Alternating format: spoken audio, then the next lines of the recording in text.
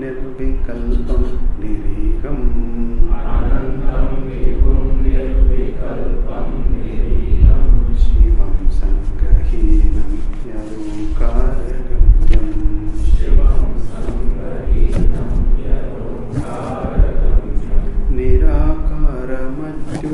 Nirakaranijwalam mrityuhinam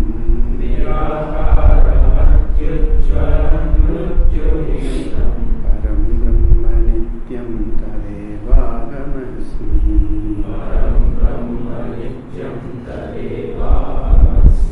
Yadananda Sindhau Nimagnav Puman Syat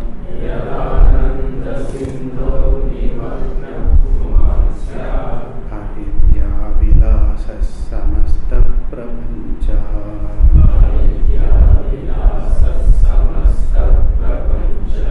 Tadana Spuratyadbhutam Yannimittam Param Brahma Nityam Tadevagamasmi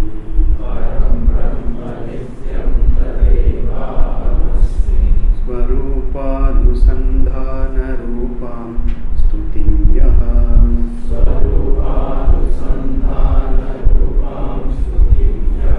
Patedadarat Bhakti Bhavo Manushya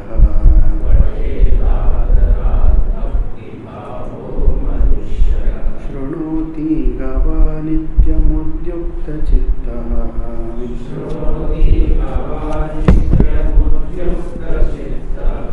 Bhaved Vishnurattraiva Veda Pramanat Bhaved Vishnurattraiva Veda Pramanat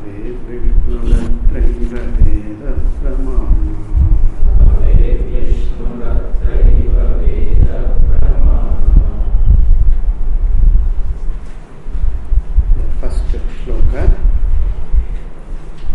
mentions the sadhaka, the mukshu, adhikari, who has shuddha buddhihi, whose mind is rendered pure by tapaha, yajna and dana and other means, karma yoga, all such means, all that is mentioned.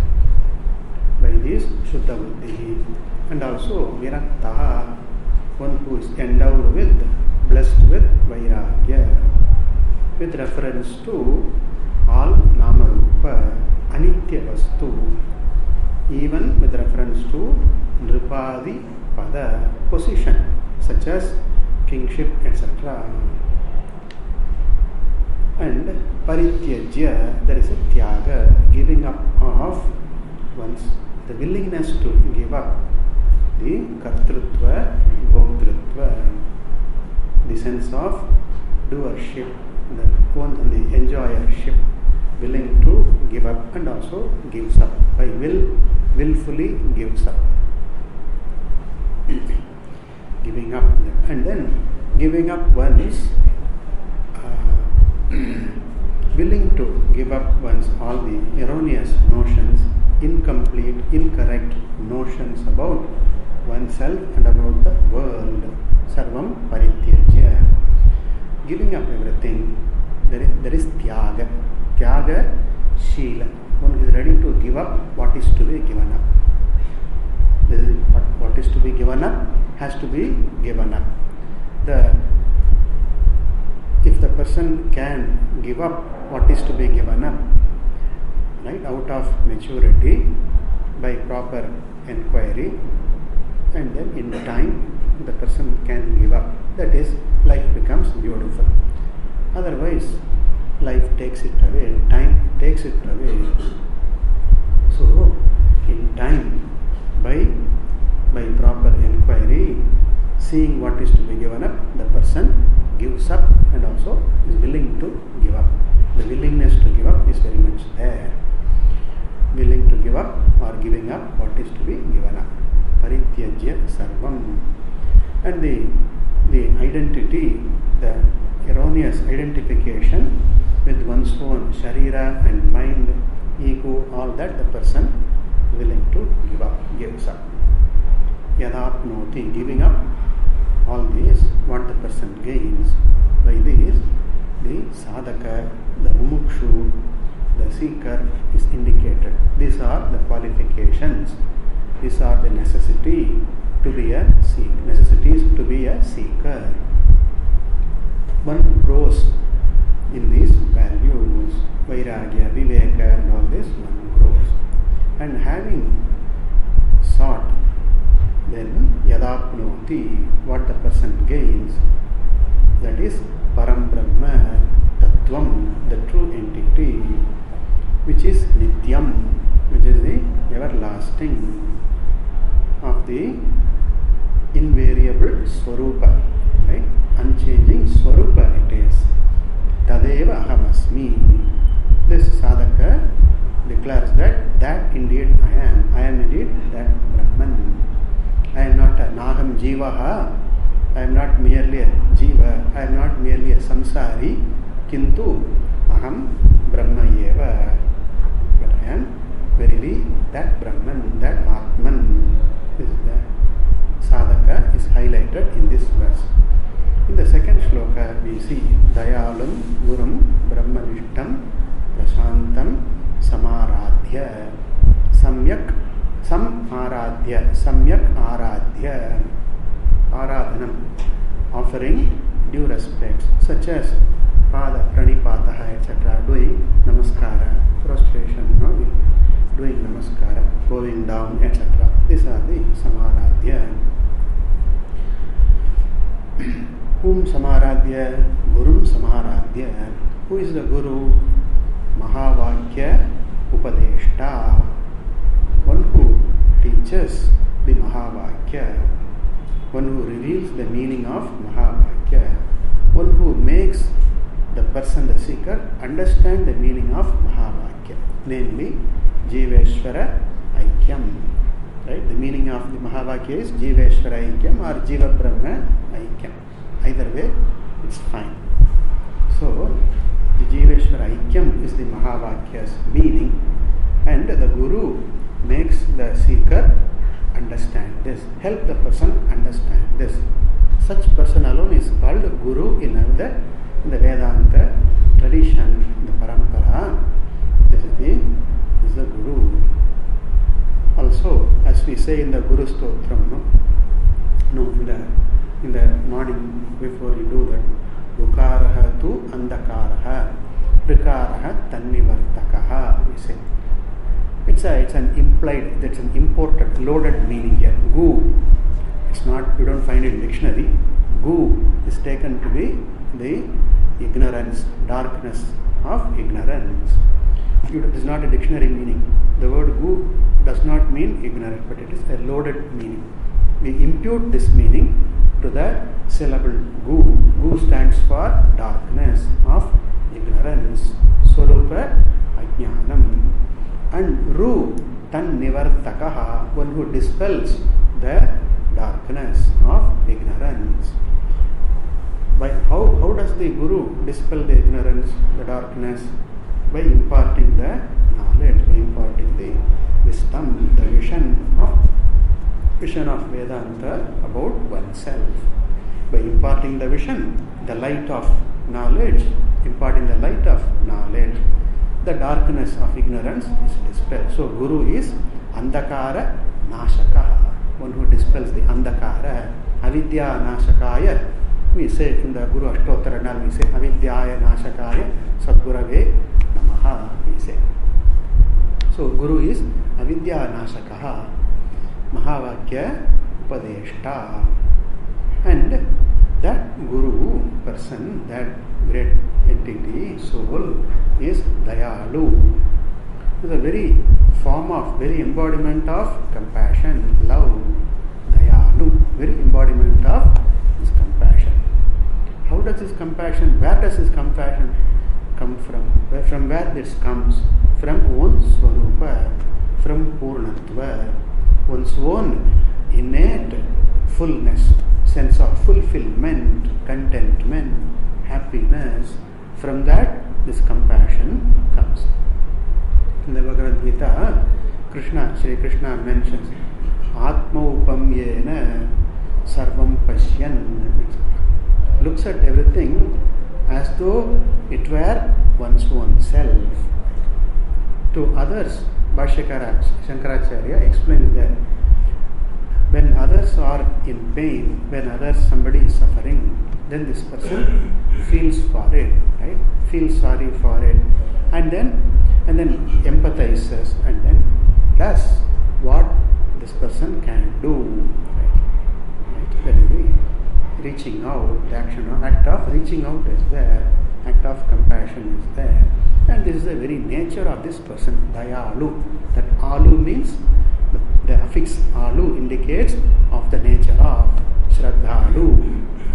The one of the very nature of daya, embodiment of the very expression of compassion, dayalu, gurum. And further, yes, the guru is also the Brahmanishtha. Nishtha is an abiding commitment, right? An abiding commitment, born out of wisdom, born out of assimilation, born out of understanding, conviction, nishtha. And of course, by one's self, the person is this nishtha, a total commitment. To what? Commitment to what? Brahmani nishtha, yasya. One who is totally committed to understanding and unveiling the Brahma Vastu, appreciating Brahma Vastu in and through all the mundane expressions, mundane experiences. So this is the Brahmanishtha. So such a Brahmanishtha. This word Brahmanishtha is taken from the Mundaka Upanishad. Shrotriyam Brahmanishtam. We have Gurumeva Vigachet Samirpanihi Shrotriyam Brahmanishtam is there. From there we take Brahmanishtam. And who is Prashantam, serene, who has discovered the serenity as one's own Swarupa. Peace is the Swarupa. Shanti Swarupa. Shanti is the Swarupa of this great person, Prashanta. All the disturbances in the mind which arise out of seeking, passion, unfulfillment, yearning, longing, all these are all Prashanta, settled. They don't arise anymore. The sense of unfulfillment, wanting, smallness, right? That's all. They don't arise at all. Prashanta. We call this the ocean, Pacific Ocean.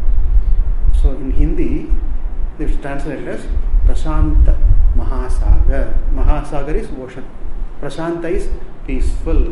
They say Pacific Ocean is, the very word pacify means peaceful, to make peace. So Prashanta Mahasagar, peaceful ocean, they say. Okay. So of course there are waves in Pacific Ocean, there are tsunamis also come up in Pacific Ocean. But then relatively compared to the Atlantic Ocean, the Pacific Ocean is quieter. Therefore the person, Magellan or someone, named it as Pacific Ocean. Okay? The voyager, great voyager, I think Magellan, called it Pacific Ocean. So this Guru Mahatma is like Prashanta. So there is no turbulence, there are no whirlpools of all the longing, yearning and all that is not there. Unfulfillment is not there. Settled within. Right? Atmaniyev Atmana Santushta. In Bhagavad Gita, when Bhagavan describes this Sthita Prajna, one who has an abiding wisdom, one who is firmly entrenched in the wisdom, right? Whose life becomes an expression of that wisdom. That is a Sthita Prajna. There he says, Lakshana, describing the Sthita Prajna, Bhagavan says, Atmaniyeva Atmana Tushtaha Sthita Prajna Tada Uchyate. One who discovers the fullness by being Atman, by being Brahman. That is the Prashanta. Okay. So such person is Guru here. And then Tam Gurum Samaradhya, approaching the teacher, Guru, properly, right? With due respect. Here the respect is what you give. That's all. What value you have is the respect. That's all. I value something, then I have a respect for that. I value that. Here, Guru I value because what Guru has to teach to me, see, that I value. My Purushartha I value. And for my Purushartha, I need to dispel the ignorance about myself. And that Guru gives imparts to me, make me see by the teaching. Therefore, I value, I respect my Guru because of my Purushartha. Okay. So, Samaradhya, which is of utmost value, Purushartha is of utmost value for me. The highest value I give to my Purushartha, Parama Purushartha, and therefore the one who makes me gain that, makes me own that, that person I have due respect, due reverence, due Samaradhya. People benefit, people help us in various ways, small and big ways. People help us. My parents help me, my friends help me, my siblings help me, my teachers help. All that, they all help me. Even animals and birds help me. A cow helps me. A dog also helps me. Lot of butterflies, and then this insect, that insect, all help me. They all help me. And even inert objects, a table, it helps me a lot. Okay? Otherwise, I have to bend down, neck pain, etc. A table helps me. Even an inert object helps me. So to all that I help, so all that helps me, I am thankful. Right? I am thankful to my mother, to my father, to my friends, and even to a desk. I am thankful. That is thankful in the sense I have the proper, I appreciate what it does to me, what I get from it. So therefore, any help I get from anything, I am thankful for that. Now, Guru helps me see myself as a free person, a totally free person, totally happy person, abiding person. I am free from all smallness, the sense of sufferer. I am free from sufferer because of the Guru is teaching me. Guru makes me see that. And how much thankful I should be for my Guru. Right? The thankfulness depends upon two things. One thing, my being appreciative. If I am appreciative, I'll appreciate what help given to me. Right? What is given to me, I will be appreciative. If I am appreciative, that is one thing. And second factor is, how much is the help rendered, how much help I have gotten. To that extent, I am thankful. Okay? Little help, that much thankfulness. Lot of help, great help, that much thankfulness I have. Now, my mother has given me my body, and father has nourished me, and then I am thankful. Without them, there is no life. I can't be there. Therefore, I am infinitely thankful to them. And more than this, Guru has made me see that I am that Param Brahma, I am that Atman, I am that I have gotten this Purushartha. I am free from all sadness, sorrow, pain, suffering. The notion of sufferer, all that I am free from, which is a great help, immense help, infinite help it is. You cannot measure the help, and therefore I am infinitely thankful. Okay? Therefore, Samaradhya refers to that I, with an idea, with the understanding that what I am going to get from Guru is infinite. Anantam Brahma, I am going to understand, own my form as myself. And therefore, I am infinitely thankful. And that with that understanding, I approach the teacher, Samaradhya. Right? Okay. And then the Samaradhya also refers to the Shravanam Kritva, listening to the teaching, listening to the vision unfolded by the Vedanta, by the Guru. That is the Samaradhya. Samaradhya itself refers to the Shravanam. By Shravanam, I receive the teaching, and then I understand what is the import, what is the central meaning, central tatparya of the teaching. That is Jiveshwara Aikyam, my Purushartha, that I understand. Then for some, Shravanam may be enough. For some, those who have answered, those who have cleared the doubts in their minds, or those who don't have any doubts in their mind, or those who can clear their doubts. Right? For them, this Shravanam may be good enough. For a person of a high degree of readiness. Right? See, we understand something, we understand a thing, what we are ready to understand. If I am ready to, I repeat, I understand only that for which I am ready to understand. If I am ready to understand something, I understand it. If I am not yet ready, I don't understand it now. Of course, I may understand later, like my algebra lessons, beginning lesson, A plus B. When I begin studying algebra, I don't understand anything. Why A plus B? I don't understand. But later on, that means at that time, initially I am not ready yet to understand that. But still, I receive it. But then later on, I do understand. I understand the idea, the principle. Therefore, I only understand what I am ready for. That's called readiness. If I am not ready yet now, I will not understand now. That is as simple as that. This pertains to every knowledge, not only Vedanta, not only Atma Tattvam, with reference to everything it is so. Therefore, here, if I do not understand, what would it mean? I am not ready for it yet. Not that I am not ready to receive, but I am not ready to understand it in fullness. Fully, I am not ready to understand it fully. Then what should I do? Do I value this vision? Do I value this understanding? Yes. Why? Because that is my Purushartha. My Purushartha depends upon my understanding, my owning the vision. Okay? And therefore, I value that. And therefore, I need to understand that. But I don't understand now fully. What should I do now? Get ready. Get readier. That's all. Okay? I am not ready enough now. What should I do now? Get ready. Prepare myself. That's what I need. As an intelligent person, that's what I need to do. This is something which I need to have. This is something I need to understand because that is my Paramapurushartha. But I don't understand it fully. Now what should I do now? I am an intelligent person, so I should ready myself. That's what I need to do.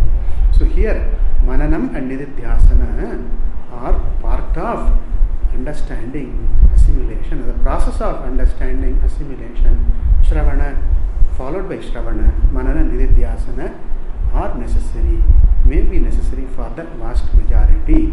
Only a few among millions or thousands may be fully ready even at the time of Shravanam.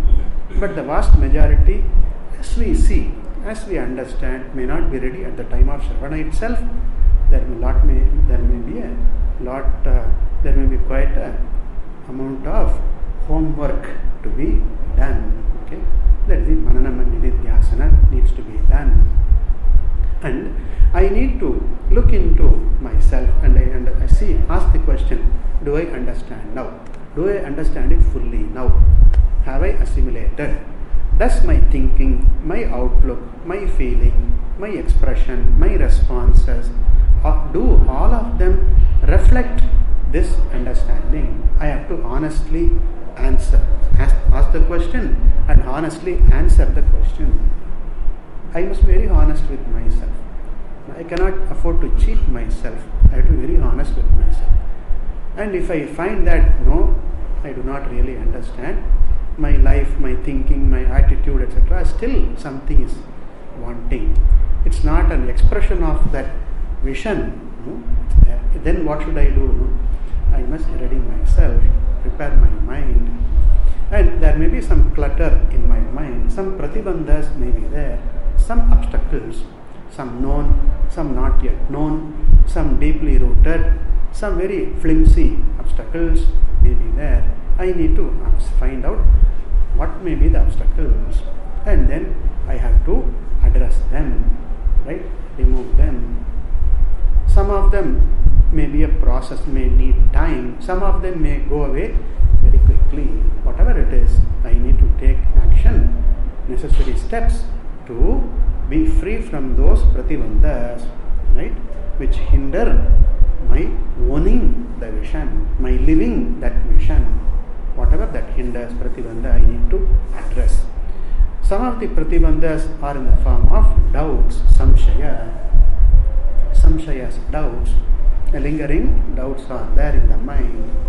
If Atma is one, right? If Brahman is one, if Atma is one, how is it that there are many people and then degrees, different degrees, levels of the refinement is there? How is it that there are different people?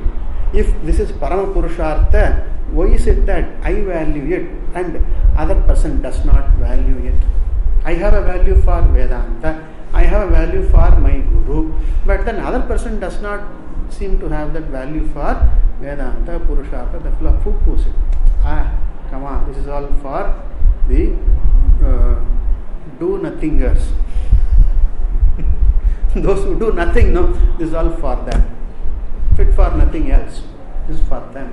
Some may say that thing then. So, why is it that other people do not understand this, value this? A lot of questions are there. So, many questions are there. With reference to oneself, with reference to Ishvara, with reference to the teaching, with reference to the certain aspects of the teaching, with reference to sadhanas, with reference to the world. So many questions. Right? The question is frequently, every question is frequently asked. Here, there are no separate FAQs. Every question is the FAQ here. Every question is frequently asked question. I ask the question, sometime or other I ask that question. If not me, somebody else asks this question. There. Therefore, a lot of samshayas are there. Therefore, the samshaya nivritti needs to be done. I need to find an answer. I need to find an acceptable answer for my question. That is the manana, process of mananam. Right? Mananam is an essential process for most. And here, some beauty about this manana, about this. See, we have the mind is of, even though we say fourfold, we say manaha, buddhihi, and then chittam and ahankara, fourfold, functionally fourfold we say. It's one chittam, one mind, functionally fourfold we see. And of this four we can see it in two ways also, as the manaha and the buddhi we can see. We have seen this earlier also. We have seen this idea. One is this, the intellectual side of a person, of the mind, and the emotional side of the person. Right? As if it has two sides. They say, the brain has two halves, left side and right side, they say. For some, the left side is stronger. And for some, they say right side is stronger. I don't know which is what. What do they say? Left side is emotional or right side is emotional?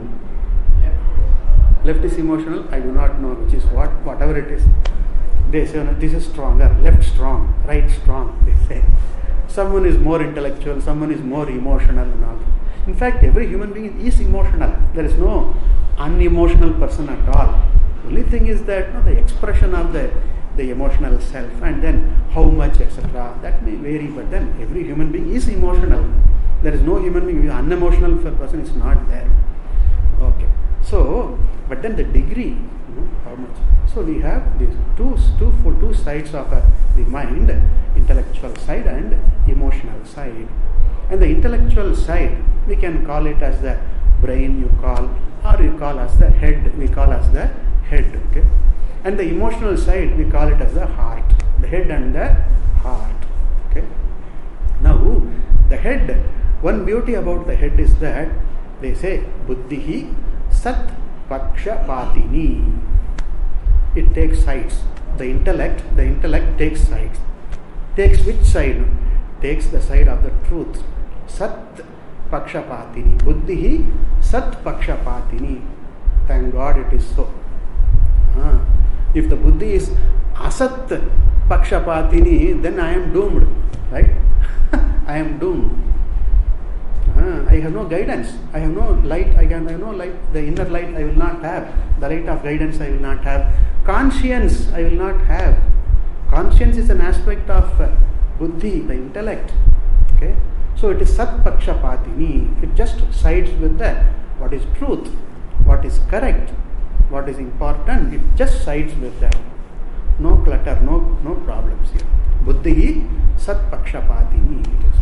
And therefore, if I get the answers for the intellect, the questions of the arising in the intellect, no, I have answers, and then it is satisfied. It is just satisfied with the answer. Right? Sat Pakshapati is a very great blessing. And that Buddhi becomes the Sarathi. That's mentioned in the Kathopanishad. No, the imagery of the chariot is there, and then the body is the chariot, the Jivatma is the traveler in the chariot, and then the horses, the sense organs are the horses, and then the Manaha, the mind, the emotional side of the person, of the mind is the Pragraha, the reins which conduct the horses, and then the Buddhi, the intellect is the Sarathi, the driver. Okay? And the driver plays a very key role in that. Maintain the chariot in good shape, take the chariot to its destination, right? Understand the purpose of the Swami, the owner, the master, right? And then the charioteer, the driver by himself doesn't have a big purpose, but then subserve the purpose of the master of the chariot, and then see to that the horses are well conducted, right? Well directed, and something is very rough behavior, no, restrain it, and then something prod it to run faster, and then all a lot of things, lot of responsibility for the driver, for the charioteer. Suppose I travel in a taxi, in a car, I sit by the side of the driver, and then every moment the fellow driver has to be attentive, wakeful, okay? And particularly in our country, driving is a challenge, okay? All sorts of driving is there, so has to be very, very awake. I can afford to sleep. Sitting next to that fellow, I can afford to sleep, nod. But then that fellow cannot afford to sleep. Every moment has to be awake. My life depends on that person's alertness. My life depends on that. My purposes depend on that person's alertness. So the role of the chariot is very, very important. So too, the role of one's intellect is very, very important. That an informed intellect, right? One should listen to. They say, no, listen to your emotions. I would say, listen to your intellect. Right? Listen to your heart, they generally say, no, go by what your heart says. Right? They say generally, now it's like a mantra, they say, go by your heart, listen to your heart, and all that. We would say, listen to your buddhi, listen to your intellect. An informed intellect. Uninformed is not of a great use, but an informed intellect, listen to that and go by that. That is what we call conscience. The conscience also, go by that. And conscience is always Sat Pakshapatini generally. Sometimes some person stifles that conscience, right? Suppresses the conscience and then does something which is against one's own conscience. But then it is not that the conscience is not there. The conscience is suppressed and then one overrides the conscience. So here buddhi, the intellect, is very, very important. Nourish the intellect with proper thinking, proper analysis, proper conclusions, wholesome conclusions, meaningfulness. What is meaningful? What is important? Nourish the brain, nourish the head, nourish the intellect with the process of mananam here. Okay? What needs to be nourished? So that the doubts arising in the intellect, they are answered. The intellectual satisfaction is there. By intellect, in terms of intellect, you are satisfied. That is the mananam. Mananam predominantly addresses the intellectual side of the person, and it is relatively much easier process. To satisfy my head, it's much easier.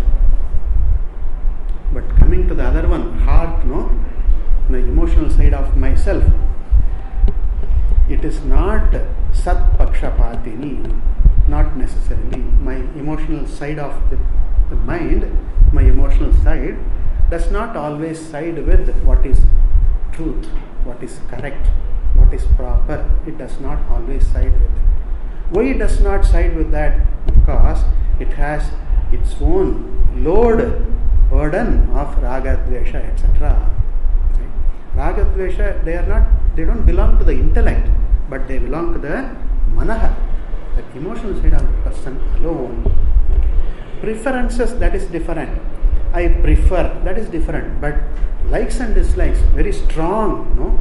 That belongs to the manaha, the emotional side of the person. That needs to be looked into. First of all, I need to accept that I have raga, dvesha. If I have raga, dvesha, I must accept it. Acceptance is the first step for change.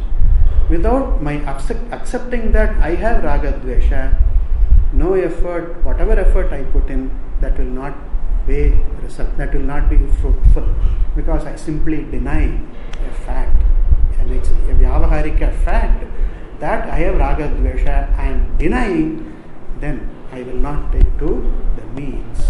I will not attempt, I will not be sincere in my effort to rectify, neutralize the raga, dvesha. I will not be sincere.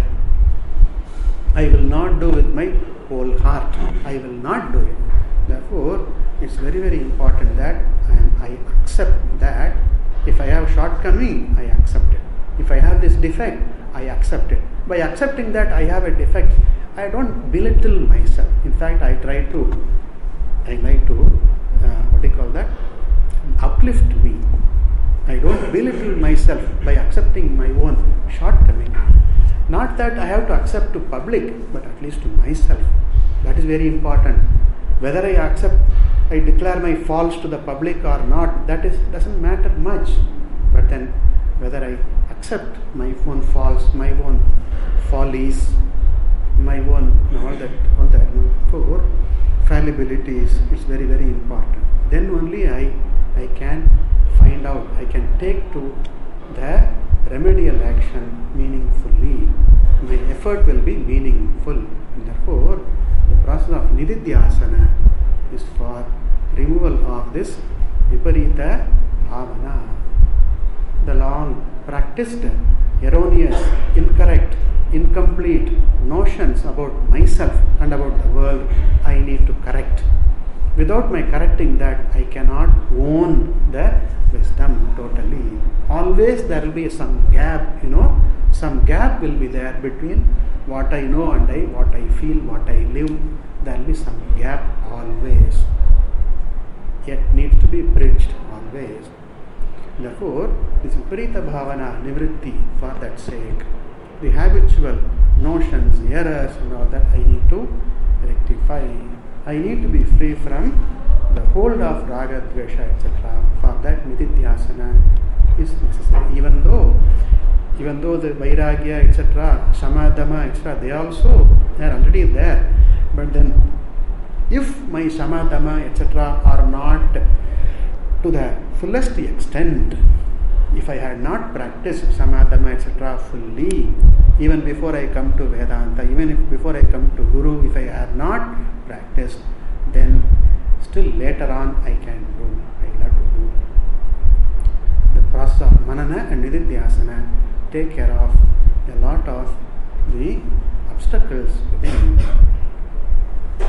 So, nididhyasanam, nididhyasya. I repeatedly expose myself, right? Cognitively and emotionally, I expose myself to the vision, to the truth repeatedly. Repeated exposure is necessary. It helps in removing the repeated exposure to incorrect thoughts, incorrect notions, right? And I told the other day, habit, right? I think I told habit. I read some years ago in the Reader's Digest. Habit is very difficult to change, to remove. Why? Because they write the word habit, H-A-B-I-T, and then you remove the letter H. What remains? A bit remains, right? The habit, you rub off the H, and then a bit remains, and then you rub off A, bit remains. And then you rub off the letter B, and then it remains. So it's some idea about that. It's hard to remove. Then what should I do about that? No? Cultivate with the welcome habit. Sadvasana, Shubha Vasana. One what is that? Subhashita, one sloka says, Shubha Shubhabhyam Pathabhyam Vahanti Vasana Sarit. That Vasana Sarit, the stream called Vasana, the samskara, the impressions, all that flows. The stream flows in two streams. One is Shubha Vasana and then the Ashubha Vasana. Shubha is welcome, which is a blessing. Ashubha is a hindrance. Ashubha creates hindrance, suffering. Shubha Shubhabhyam Margabhyam Vahanti Vasana Sarit. Vasana Sarit flows in these two streams. There are good tendencies in me and then not so good tendencies in me also. Both streams are there. They just keep flowing. And then what should an intelligent person do? By willfully, by intellect, deliberately withdraw from the Ashubha Marga and then Shubhe Pati Niyojayet. One should engage deliberately oneself in the Shubha Marga. Right?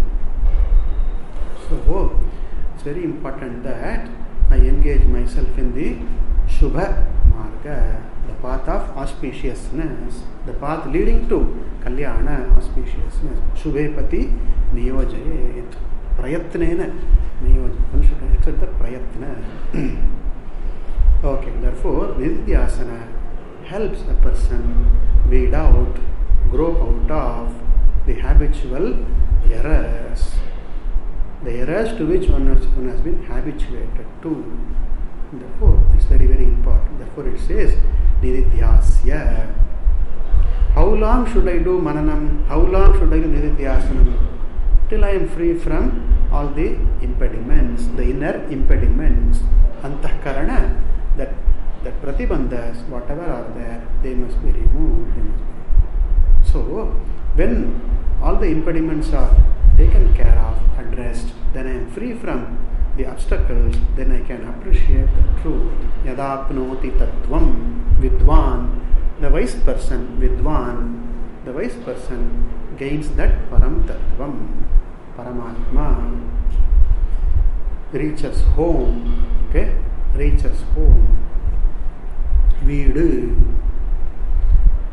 home, reaches home, at home with oneself, at home with the world, right?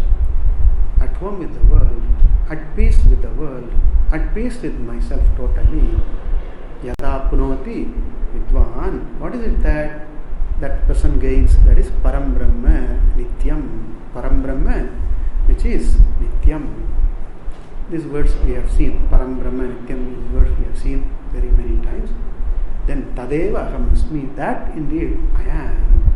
I affirm to myself, I reinforce to myself that I am that Param Brahman verily, which is Param, which is Brahma, which is Nityam, which the wise person gains, Vidwan Yadapnoti, by a process of Samaradhya, Vicharya, then Nididhyasya, Shravanadikam Kritva, right? Having done this Shravanadi, and then taking to the Bahiranga sadhanas also as necessary, as needed, taking to those Bahiranga sadhanas also, then that person, that thing which is gained by the Vidwan, I am verily indeed that, I am indeed that, Tadeva Aham Asmi. That Eva is very, very important. Affirming that indeed I am, Tadeva Aham Asmi. Natu Samsari. I am not the Samsari. I am not the Sukhi Dukhi. Kintu Aham Param Brahmaiva. So the Shravana, Manana, Nididhyasanam, and before that Guru Upasadanam, these are indicated in this second verse. And we can say that verse 3 elaborates Shravanam, verse 4 elaborates Mananam, verse 5 elaborates Nididhyasana. Even though the ideas are the overlapping, Shravana, Manana, Nidhyasana overlap in the verse, in these verses, but predominantly we can say 3, 4, 5 elaborate, predominantly talk about, mainly about Shravana, Manana, Nidhyasana in order. Okay. Third verse. Yadananda Rupam Prakasha Swarupam Nirasta Prapancham Parichedaheenam Aham Brahma Vritti Eka Gamyam Turiyam Param Brahma Nityam Tadeva Ahamasmi. Yat Ananda Rupam. Here this word Ananda refers to this Brahma Lakshanam. Satchidanandam Brahma Satchidanandaha Atma. It refers to Atma Swarupa, Brahma Swarupa, Ananda Rupam. Ananda here is Purushartha, the Parama Purushartha. Ananda is Parama Purushartha, not just taken as happiness, right? Just don't stop with looking at translating the word as happiness, but then also connect it to Purushartha, Parama Purushartha. Ananda is Parama Purushartha. Sukha, Vishaya, they say, no, Sukha and Ananda, two words. Of course, there are other words also. There are at least two words, Sukha and Ananda. Even though they are synonymous, But then, when they are used together, then we say Sukha is temporary, Vishaya Sukham, we say, right? And then Ananda, in conjunction with Sukha, when it is used, we mean Ananda is the Swarupa Sukham, Swarupa Ananda, belonging to the Swarupa. Okay? So, even though they are synonymous, when used in simultaneously, then we say Sukha is temporary, Ananda is the abiding happiness, the lasting cheer, the lasting happiness, which one discovers. The Ananda is Parama Purushartha. So, in the Lakshanam, Satchit Ananda, in that Ananda, we connect Ananda, word Ananda, with Purushartha, Parama Purushartha. It is Parama Purushartha Rupam.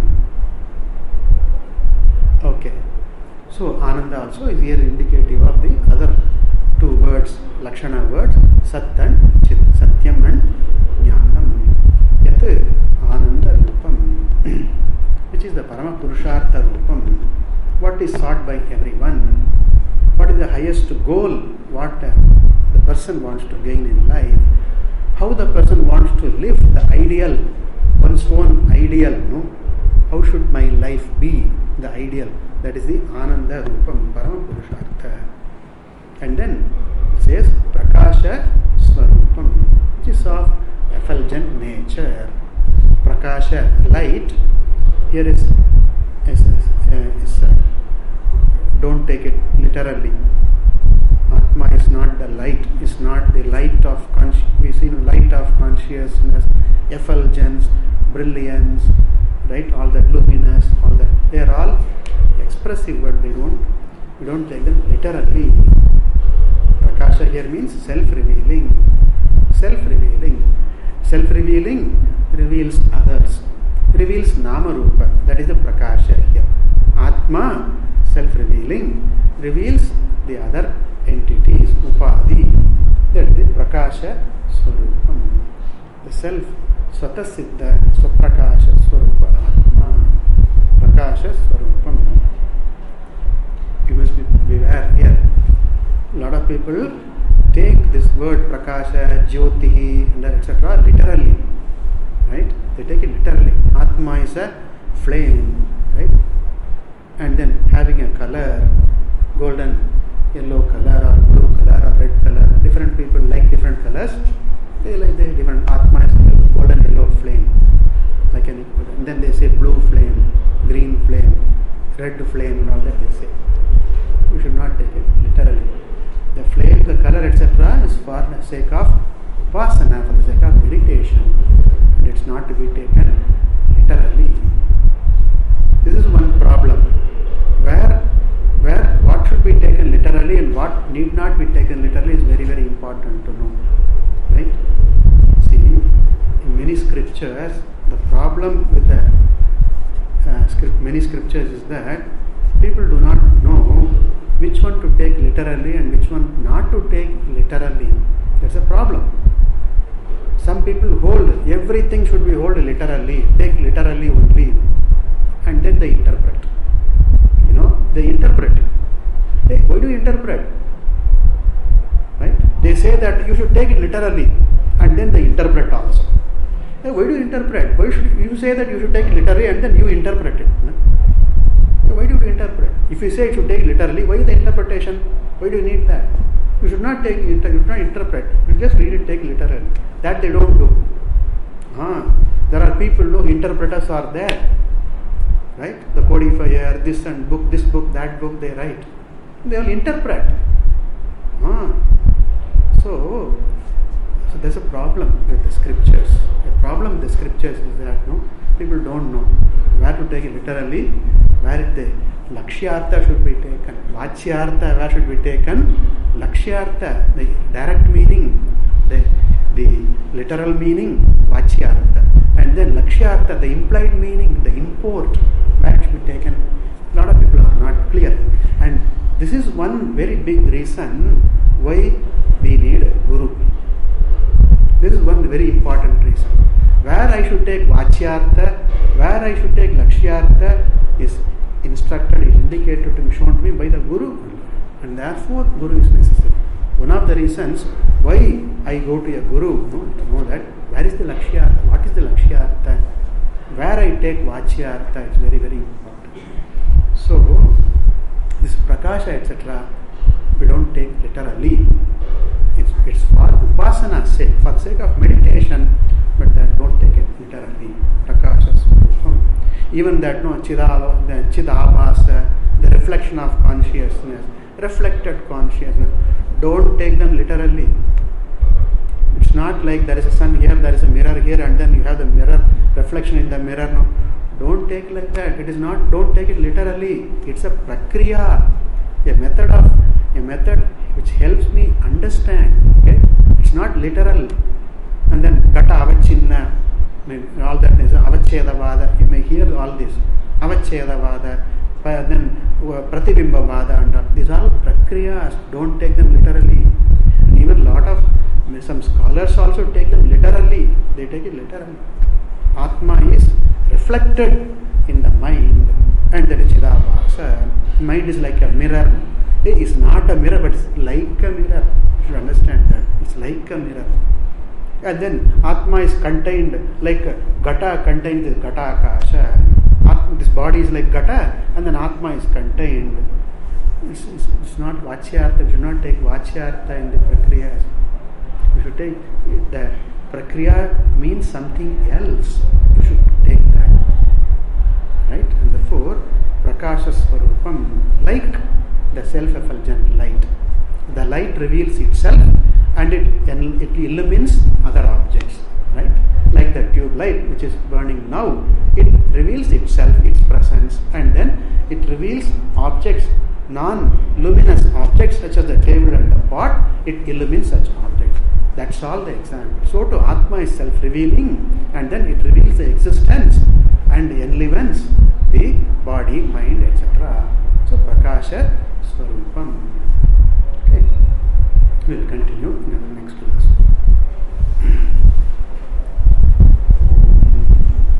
Purnamadav Purnamidam Purnat Purnamudachyate Purnasya Purnamadaya Purnameva Sishyate